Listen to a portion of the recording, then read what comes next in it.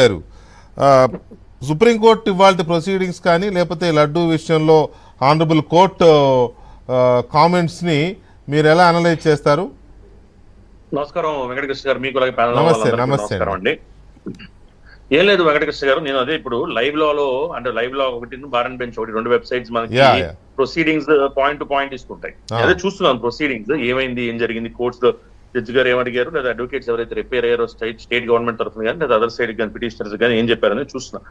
నాకు ఇవన్నీ చూసినప్పుడు ఒకటి అనిపిస్తుంది ఏంటంటే, సో న్యాయస్థానం కొన్ని క్వశ్చన్స్ వేయటం జరిగింది, ప్రశ్నలు వేయటం జరిగింది. కౌన్సిల్ ఎవరైతే అపేర్ అవుతున్నారో ప్రతి స్టేట్ గవర్నమెంట్ ఆయన కొన్ని ప్రశ్నలు వేయడం జరిగింది with regard to honourable chief minister గారి స్టేట్మెంట్ కి సంబంధించి, అలాగే సిట్ యొక్క ఇన్వెస్టిగేషన్ కి సంబంధించి, అలాగే దాన్ని ఫెయిర్ గాను ఫ్రీగా జరుగుతుందా అన్న విషయం సంబంధించి, అలాగే అసలు బీ శాంపుల్స్ ఉన్నాయా, ఉన్నవి ఎట్లా రిజర్వ్ చేశారో దానికి సంబంధించి కొన్ని ప్రశ్నలు వేయడం జరిగింది. సో నేనేమంటానంటే, ఖచ్చితంగా న్యాయస్థానం కొంతమంది పిటిషనర్లు న్యాయస్థానం ముందు అపేర్ అయినప్పుడు వచ్చినప్పుడు ఖచ్చితంగా అడుగుతారు, కొన్ని ప్రశ్నలు ఖచ్చితంగా ప్రభుత్వాన్ని అడుగుతారు. అంటే వాళ్ళు పిటిషన్ లో ఏ అంశాలు అయితే పేర్కొన్నారో ఆ అంశాలను ఆనరబుల్ జడ్జెస్ ప్రస్తావించే అవకాశం ఉంది. పిటిషన్ లో పేర్కొని మీరు అదే పిటిషన్ లో జడ్జి గారు అవే క్వశ్చన్లు అడుగుతున్నప్పుడు దాన్ని మీరు వాటిని బ్లోన్ అవుట్ ఆఫ్ ప్రపోర్షన్ అంటాం, అంటే అనవసరంగా దాన్ని పెద్ద విషయం చేయడం అనమాట. చేయాల్సినంత అవసరం లేదు. ఇంకో పాయింట్ ఏంటంటే, like respectfully Venkatakrishna, respectfully with immense respect I bow down before the institution. So immense respect తో నేను చెప్తుంది ఏంటంటే, ఒక ముఖ్యమంత్రి అనే వ్యక్తి, ఒక కాన్స్టిట్యూషనల్ ఆఫీస్ హోల్డ్ చేస్తున్న వ్యక్తి, ఒక ముఖ్యమంత్రి అనే వ్యక్తి, ఏమీ జరగదు, మేము ఎంక్వైరీ చేస్తున్నాం, ఒక ఇన్వెస్టిగేషన్, ఒక సిట్ లాంటి ఒక స్పెషల్ ఇన్వెస్టిగేషన్ టీమ్ మేము కాన్స్టిట్యూట్ చేసాము, మేము ఇన్వెస్టిగేట్ చేస్తున్నాం, మీరు investigating in to the matter, ఎవరైతే భక్తులు ఉన్నారో మీరెవ్వరు మీ మనోభావాలను దెబ్బ తీసుకోకండి, మేము ఉన్నాము, మేము జాగ్రత్తగా చూస్తామని చెప్పాల్సిన బాధ్యత ఒక ముఖ్యమంత్రి ఖచ్చితంగా ఉంటుందండి.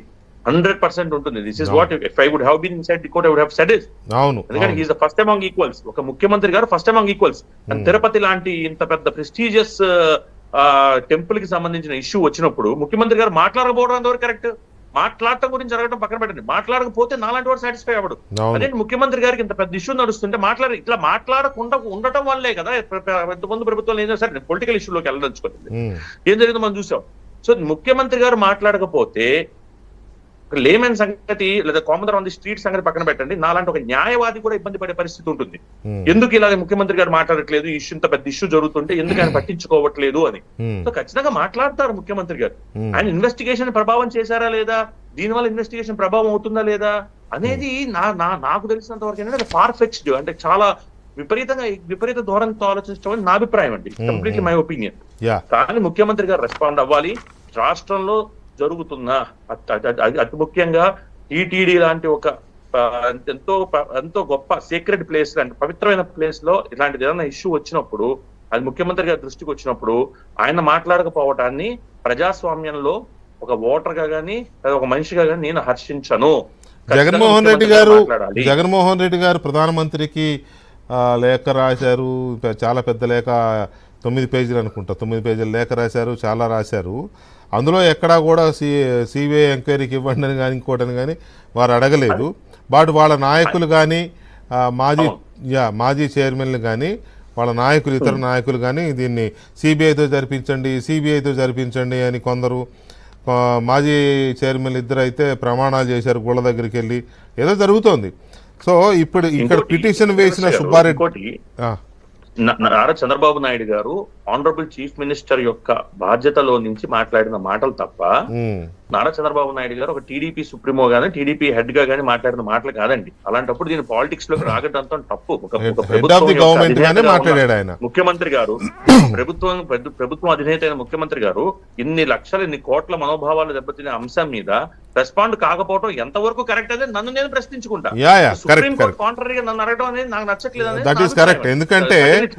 ఎందుకంటే ఫస్ట్ చంద్రబాబు నాయుడు గారు మాట్లాడినప్పుడేమో అసలు జరిగిందో లేదో తెలియదు కానీ ఈయన కోట్లాది మంది భక్తుల మనోభావాలు దెబ్బతీశాడు అని ఇదే వైసీపీ నాయకులు ఆ రూట్లో వచ్చారు. మరి మనోభావాలు దెబ్బతీసినప్పుడు దీని మీద దర్యాప్తు జరిపిస్తున్నామని సిట్ వేస్తున్నామని చెప్పడం తప్పెలా అవుతుంది అనేది వైసీపీ నాయకులు అది మాట్లాడరు. సో అది ఒక ఆస్పెక్ట్.